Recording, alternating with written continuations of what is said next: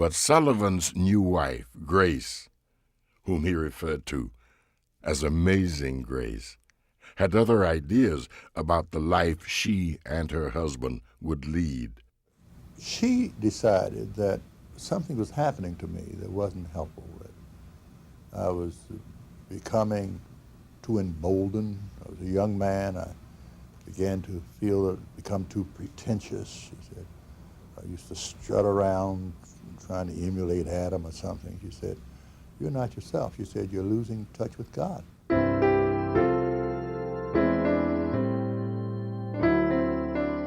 So Sullivan gave up his fast-rising career in New York to move to a small church in South Orange, New Jersey, where he attracted a large following, as well as a job offer from Zion Baptist Church in Philadelphia. When he first arrived in the city in the late 1950s, Sullivan was overwhelmed by the poverty and the unemployment among its minority population. There was a crisis that was developing at the time that Leon Sullivan went in there. He could see that the youth were losing hope, that the youth were going to schools where they were segregated, where they didn't receive the same level of education and skills building that was present in the white community. This led Sullivan to create a vehicle for change. In one of his first efforts, Sullivan organized the ministers of 400 black churches in Philadelphia, asking their help in creating a political base. Their goal, more jobs for blacks. Sullivan decided to try a strategy called selective patronage. Don't buy where you don't work. One of the first businesses he targeted was the Tasty Cake Company. During the initial meeting with the company's president, Sullivan pointed out that there were no minorities employed at Tasty Cake. Then he asked the president of the company to reconsider, telling him that he would return in a month to see if anything had changed. A month later, there were still no minorities working for the Tasty Cake Company. The following Sunday, in more than 400 churches in Philadelphia, the word went out, don't buy Tasty Cake. The first time I saw Leon Sullivan, he had come to Atlanta to promote the idea of this buying campaign. And I remember the first target had been Tasty Cake.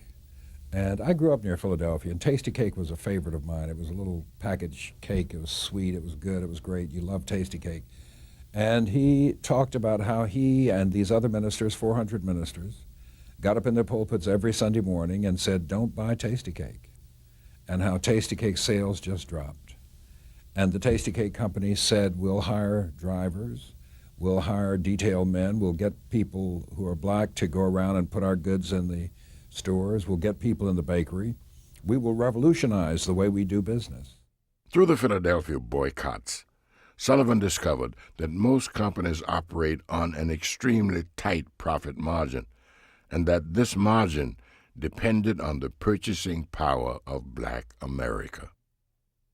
As Sullivan pressed forward to open up employment opportunities, he began to realize that more often than not, the minority population was unprepared for the task. Girls who said they could type 40 words a minute, I set them to a typewriter and they would type 10 words and 3 of the words were misspelled. So I said integration without preparation is frustration. So while I must continue to desegregate and integrate America in its businesses, I got to also prepare the people for the jobs. And there were no schools in America doing this. When many people were giving up and were hopeless and were burning, he was saying, learn, baby, learn, not burn, baby, burn. When most people were not investing inside the inner city, he was opening up OICs and saying, come, we'll teach you, we'll train you, we'll give you the skills you need to get a job. And he was going to the corporate community saying, you know, you got to be a part of the solution. And if you're not a part of the solution, you're part of the problem. And once again, where others saw obstacles, Sullivan saw opportunities. Specifically, Opportunity Industrialization Centers, or OICs, a formalized program for job training that would become the largest employment training program in the world. First, Sullivan spread the word throughout Philadelphia, saying, "Integration without preparation leads to frustration," repeating his message about the importance of self-help again and again. And when the doors of the first OIC Center opened in a building that had once been a jail, thousands of people lined the streets to watch the dedication ceremony.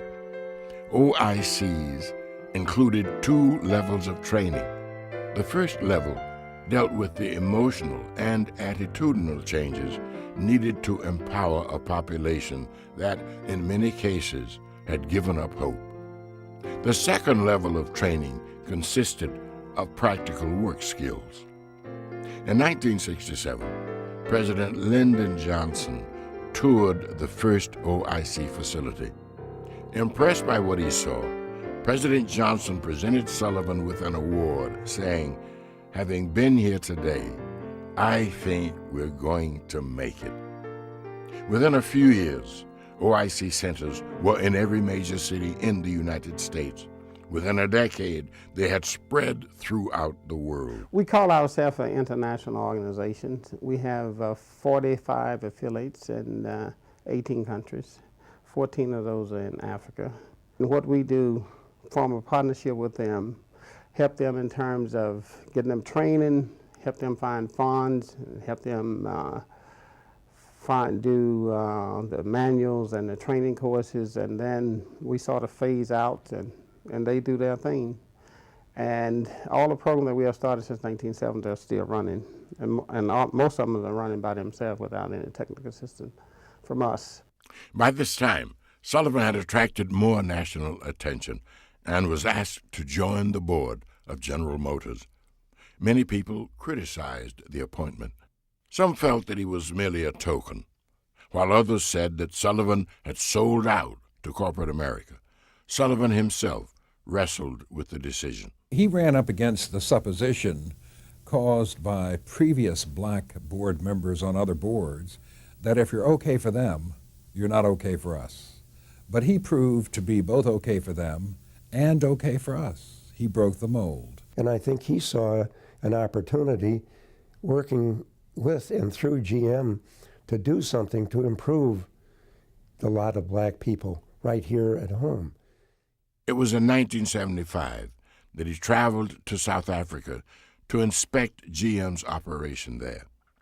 Sullivan was anxious to go to South Africa, not only because he was interested in establishing OIC programs on the African continent, he also wanted to see the impact of apartheid for himself. He saw communities that had been dramatically altered in the period since 1951. Remember that the development of apartheid takes place from 1948 through the 1950s. The nationalist government comes into power in 1948, and it comes in with an apartheid agenda. They intend to create an environment in which Afrikaners are able to move into the economy. They intend to restrict the cities for whites. They intend to push blacks away from the cities in which they were resident onto the reserves, which made up only about 13% of the land of South Africa. So he is encountering a situation in which almost 90% of the South African population is concentrated outside of the major cities in homelands and in townships that are absolutely impoverished.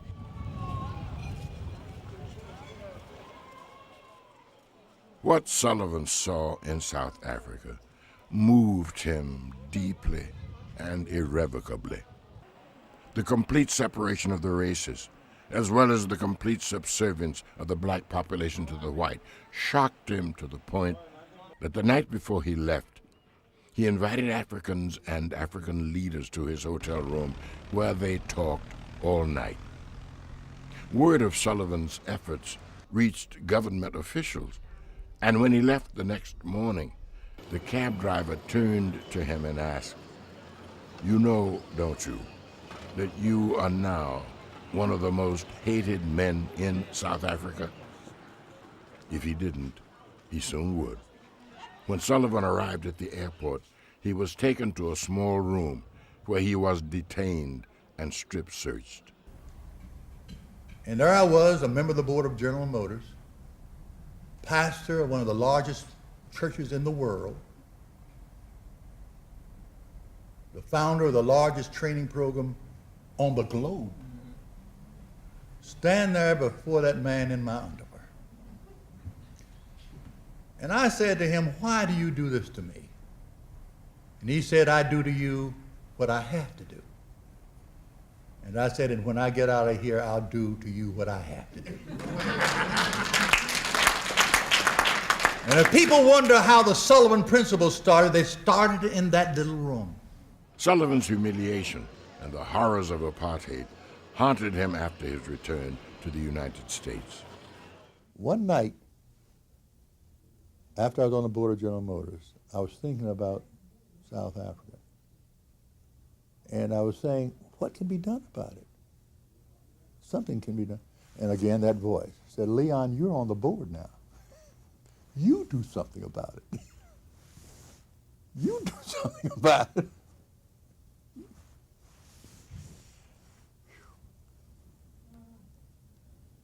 So I went back and decided to do something about it.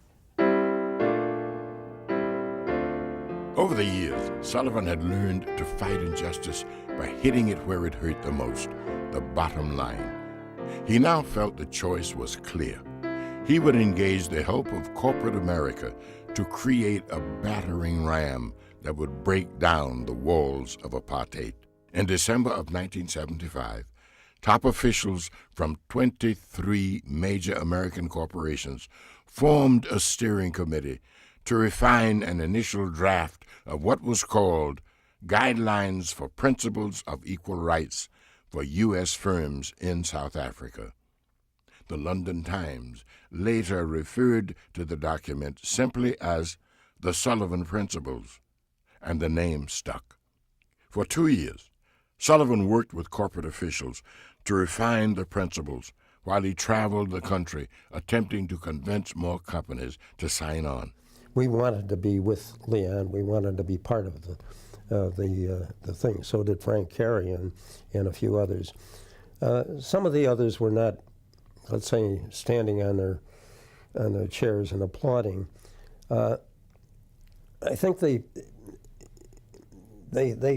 were willing to accept the ideas, but they weren't quite ready to say that this is the way that we're going to address the problems in South Africa. I think some of them didn't want to be told how to run their businesses, particularly probably not a black man to begin with.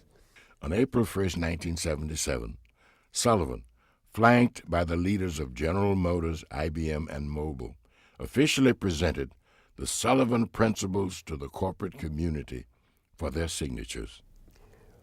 I guess my feeling was one of satisfaction and relief that we had been able to put together what, in my judgment, was a forward step, an important one, and that we had managed to get it and do it in a way that made good sense, and that we had done it without, let's say, causing any great confrontation with anyone. In other words, there were people who were resisting, but in typical Leon Sullivan, we just kind of kept moving and moving and moving, and inevitably the waves kind of parted and it came into being. In addition to General Motors, IBM, and Mobil, the 12 original signatory companies were Ford, Caltex, Union Carbide, Otis Elevator, Burroughs, 3M, American Cyanamid, Citibank, and International Harvester. The day after the announcement, the principles made the headlines of every major newspaper in South Africa. They're entirely ordinary, but they are extraordinary because they were so revolutionary in context. Every employer ought to treat employees decently. We believe that universally, but that was not the case in South Africa. Every employer ought to ensure that employees live decent lives off the job. We believe that, but that was not the case in South Africa. And every employer ought to have opportunities for employees to grow and to flourish. We believe that, but that was not believed in South Africa. And what was revolutionary about Reverend Sullivan is he said, we're taking these ordinary, agreed-upon concepts and applying them to this extraordinary situation where they are not believed, and we're going to make them believe. The war against apartheid, as would be waged by Sullivan and a few brave members of corporate America, had begun. The essence of Sullivan's most successful political strategies could be boiled down to two words: money talks. So, part of the strategy in the war against apartheid included economic boycotts against corporations that would not comply. And just as he had begun in the early days of integration, Sullivan began organizing large groups of private citizens to boycott the companies in South Africa who refused to practice the principles. It was the tasty cake story on an international scale.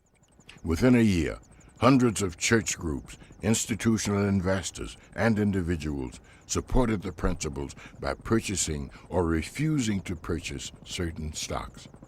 And by 1982, over $500 billion in stocks were behind the principles.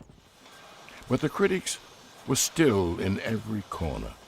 Some companies were accused of adhering to the principles solely for survival rather than for humanitarian reasons.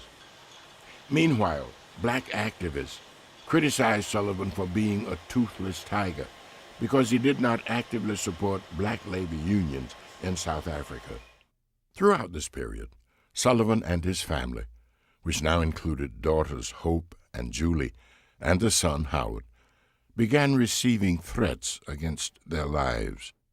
And there was a period of time, maybe 3 or 4 months, where we had to be driven to school, and there were bodyguards placed in the backyard, and there was a bomb threat, and I was very young. I can't remember all of the specifics, but I do remember being scared, but at the same time knowing that it was for a cause. It was for something that I couldn't articulate as a child, but knowing that it was for a larger purpose. And in 1980, when Sullivan was invited back to South Africa to give a university lecture, the threats on his life intensified. But return he did. Sullivan met with members of the highly politicized black labor unions. This time, he threw his support behind them, agreeing that unions were essential for the empowerment of black workers.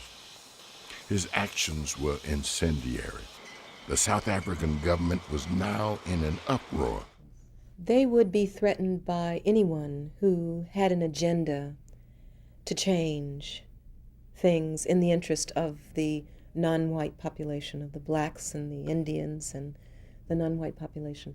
But they understood the effectiveness of Sullivan's strategies within the United States, and they understood that he aimed to deal now with the corporate community in South Africa, that he was determined to create change and to do it based on principle.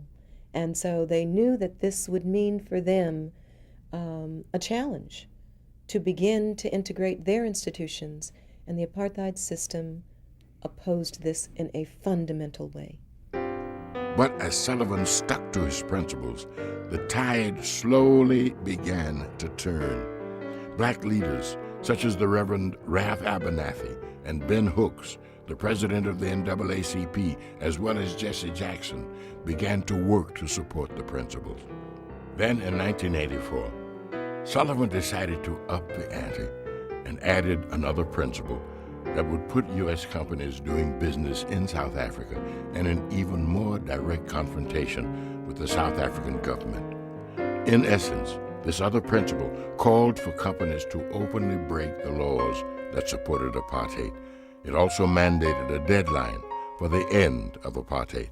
And then I threatened South Africa and said, in 2 years, Mandela must be freed, apartheid must end, and blacks must vote, or else I'll bring every American company I can out of South Africa and every company in the world. Many corporations reacted in outrage, but the American public and black South Africans gave their public support. Within a few months, Sullivan garnered support from both the Democratic and Republican sides of Congress, and an anti-apartheid bill was introduced. Leon Sullivan came and he said, look, we've tried the Sullivan principles, we've tried this, we've tried that, and it hasn't brought about freedom. So therefore the Gray Bill is a logical extension. And it was a bill written by Steve Solars, Howard Wolpe, and myself. And it passed the House in 1985. It became the vehicle in 1986, and the Senate actually took the House bill, and that became law and overrode a presidential veto. The next step was to bring more international companies on board. To do this, Sullivan felt that he needed a secret place where the heads of foreign companies could gather without the knowledge of the press. During that time, I got a castle outside of London. It's called Leeds Castle. And I was able to get the castle because on the board of General Motors is a man by the name of John Horan, who was on the board, a friend of mine, who was chairman of Merck, who was able to make the inroads for me to get the castles. I said at the board meeting one time, I need a castle. Who can give me a castle? John said, I'll get you a castle. And I took that castle and I brought together the chairman of the largest corporations in the world. It was never reported because I knew if I reported it, they would never come back again. And I promised them that I would never say anything about it. Although people learned something about it, you're going to have helicopters landing and people knowing something not happening, but I wouldn't say anything about it. In all, 3 meetings would be held at Leeds Castle. For the next 2 years, Sullivan traveled from country to country, preaching about the evil of apartheid. Finally, in May of 1986, Sullivan, running out of patience, announced to the international corporate community that the time had come for direct opposition against South Africa. On June 3, 1987, now 10 years after the introduction of the Sullivan Principles, he traveled to Washington, D.C. Sullivan called upon corporate America to deliver the final blow in the fight against apartheid. The Reverend Leon Sullivan said it was a painful and agonizing decision. I call on all American companies to withdraw from the Republic of South Africa until statutory apartheid has been abolished. Sullivan also called on the U.S. government to break diplomatic relations with South Africa and impose a total trade embargo. He called for penalties against foreign companies that pick up business the Americans leave behind. It is clear the South African government does not intend to end apartheid on its own. Since the recent elections, the government has become even more defiant to further change. Therefore, something must be done now. Both black South Africans and Americans were critical of Sullivan, saying that if U.S. companies withdrew from Africa, they would take valuable jobs from blacks, however menial. The people who have really cashed in are a small group of Africana entrepreneurs who have bought these companies with amassed leverage buyouts of the companies' units that have left, and have done so at bargain prices. You've got instant millionaires from divestment, but they're not the people we want to be enriched. Sure, sanctions may hurt, but apartheid kills. There were literally millions of black South Africans and colored South Africans losing their lives, being maimed, injured, imprisoned, losing their freedoms on a daily basis. And so suddenly people say, well, now, if you put these economic sanctions on, that's going to hurt them. No, they were already being hurt. They were being killed.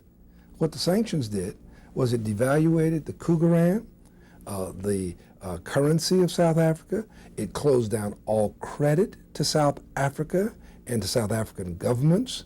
And without capital, it meant that the economy began to shrink. And who does that have the greatest impact on? Not the poor. Not the poor, but those who were living in those beautiful homes with the black servants who were the ruling class. They were the first to feel it. And they were the ones who began to say, hey, we've got to change. Bowing to mounting public pressure, American companies began to leave South Africa. Within 6 months, more than 40 U.S. companies announced that they were leaving South Africa. 4 months later, 30 more companies joined the ranks. And finally, the walls of apartheid began to crumble. Within the first year, South Africa lost more than $1 billion in corporate investments.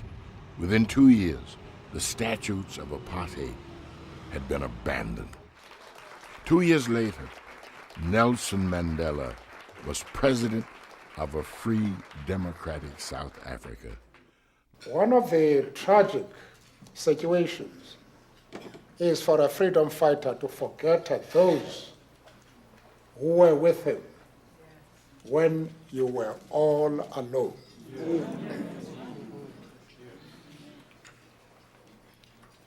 And that is the importance of an institution such as Reverend Sullivan is leading.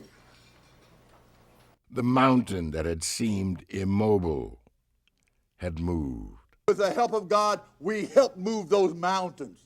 And today apartheid is no more, and Nelson Mandela is freed because I believed that mountain could be moved. And where did I get the idea? From the Bible. If you have faith as a grain of mustard seed, you can move mountains. Let me hear you say it again. If you have faith, as a grain of mustard seed, you can move mountains. Today, Sullivan continues his fight to improve the lives of people in Africa and around the world as he takes the OIC program to the disadvantaged everywhere. Another organization founded by Sullivan is the International Foundation for Education and Self-Help, or IFESH, which, among other things, trains teachers and oversees the building of new schools in Africa. And still there's more. In 1991, Sullivan created the first African-American Summit, the purpose of which is to forge a stronger bond between the two continents. The fifth summit was held in May 1999 in Ghana, West Africa. The reason why we support the summit is very simple. It attracts attention to Africa. And Africa is a very important part of Chevron's world. We're the largest U.S. investor in Africa. We promote Africa because it's good for our business.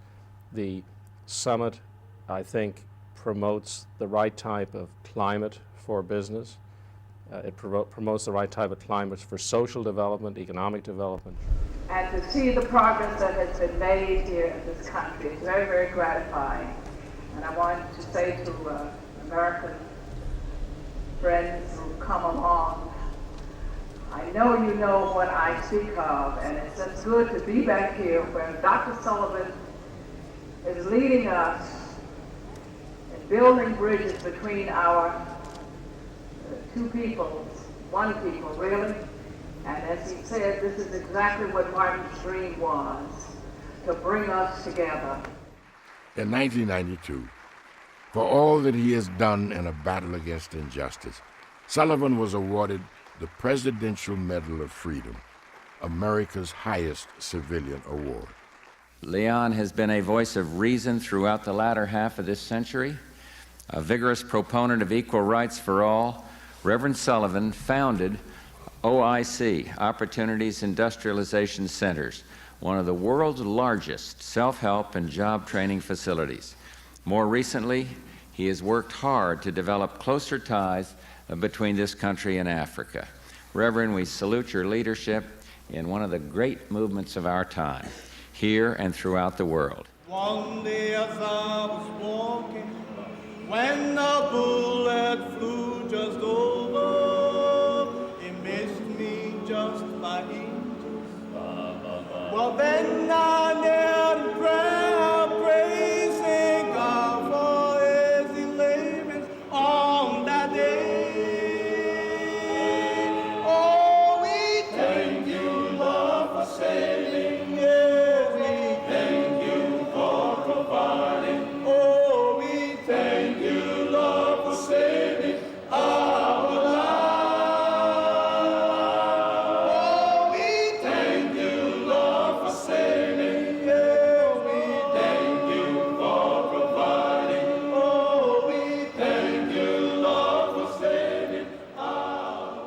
and the Sullivan principles live on, creating a new beginning for economic justice in the 21st century. More than 20 years after their creation, the principles were reborn on an international scale. In November 1999, the United Nations endorsed the Global Sullivan Principles, which call for multinational companies to play a much larger role in the advancement of human rights and social justice. The Global Sullivan Principles stress the social responsibilities of corporations. It was once fashionable to say that corporations are responsible only to their shareholders and that the business of business is business. Today, enlightened business leaders recognize that their reputations and even their bottom lines are intimately tied to good corporate citizenship. Ladies and gentlemen, it can be done. Whatever problem in your mind now, go back home. Ask God to help you. He'll give you an answer. It can be done. Don't let your color stand in the way, children. People say because I'm black, I can't do this and I can't do that. Listen, black is as black does. And let us make our black stand for something. And wherever you go, whatever your color, don't use it as something to hold you back. Use it as something to move you forward. You're a proud and great and beautiful people. And God has blessed you to do great things. Help each other. It can be done. At a time when many of the early civil rights activists are gone, Sullivan continues to work tirelessly, creating opportunities for jobs, for learning, for living freer, more fulfilling lives. He is a man of faith and perseverance. He is also a humble man. He is well known internationally because of the principles and because of the worldwide work that he's done. But perhaps not as much as other people because he's not a public type of person. He's a private person, and he believes in God, and he believes that God is what pushes him on to help people on, in his work here on earth. And because of his religious convictions, he's not one to go out and seek attention. If you do spectacular things behind closed doors, or in anterooms, or in boardrooms, then some people know what you do, but not very, very many. And it's been Reverend Sullivan's luck to have done what he's done behind closed doors and in boardrooms. Leon Sullivan is a man who took commonly held beliefs about race and ability and changed the way the world does business. A man who saw the evil of apartheid for what it was and refused to be overcome by its obstacles. He is as comfortable with an unskilled worker in a sub-Saharan village as with a world leader. Because in Leon Sullivan's world, the world that began at his grandmother's knee along a dirt alley, there is no one more important than anyone else. Shoes for the children, clothes for the children, schools for the children, teachers for the children, books, that kind of thing, that something has happened. You don't need to do a great thing, Charlotte. Just do specific things to help little people. That's it. Oh, I describe him as a lion from Zion, a wonderful human being that I've known as a minister and a role model for me growing up, and a big, tall guy with a booming voice and more energy than you can imagine. And I just think he's been a wonderful person who's contributed so much to this country and to the world by linking his concerns for Africans of the diaspora with the homeland and beginning to build bridges between the corporate world and the grassroots community. I think Leon is the last lion of the 20th century, maybe the first lion of the 21st century as well, because he lives in this interregnum period in which now that colonialism is gone and the evil of apartheid is gone, and the Cold War is over. We truly need men and women of vision for what the world can be like in the new millennium, in the new century. And from that standpoint, I think history is going to record that he stood astride the centuries and taught us what I said earlier was the better angels of our nature. I was with him several years ago in Africa at the first African-American summit that he put together. And one of the things that I remember most was in his summation of remarks, he told the story of Hannibal.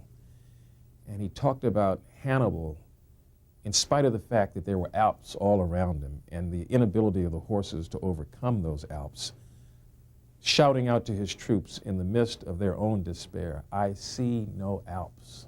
In other words, we're going to move on because there's nothing out there that can cause us to stop. And I think, whenever I think about Dr. Sullivan, I remember that great booming speech about Hannibal because in many respects he was describing himself. I wanted to come by this hospital to see these children. And I'm going to take this message back. America should help you. America should help you. Liberia is America and Africa. And if we don't help you, how do we expect anyone else to help you? And I'm going to be saying to America and to our president and to our Congress and to our nation in the United States, got to help you. We got to help these babies, got to help your equipment. I'm going to send you some equipment myself. You need medicines, I'm going to help you with medicine. And I'm going to help you with some nurses, training nurses. We believe that you will continue in that direction. And as much as we can, it's said that we should help ourselves. And then others will see fit to also help us. All right. And so we are happy having you here. All right. So this is your operating room. That's all we have. This is all you have. As a boy, Leon walked to school on the colored side of the street. Many decades later, he would return to see his hometown name its central artery Leon Sullivan Way, exit 100, at the convergence of Interstates 64, 77, and 79. Asked by the mayor if he would like it to read Boulevard, Street, or Highway, the poetic Sullivan chose simply Way. Leon Sullivan Way. May our journeys carry us in that direction through a life of faith and hope and service. This is a moment in my greatest imagination I thought could never happen. And I hope walking the Leon Sullivan Way will help every child, especially those considered the least, to know that with determination and love and faith in God, impossible things can happen. Sing low, sweet chariot, coming for to carry me home. Leon Sullivan Way. Now it's our turn.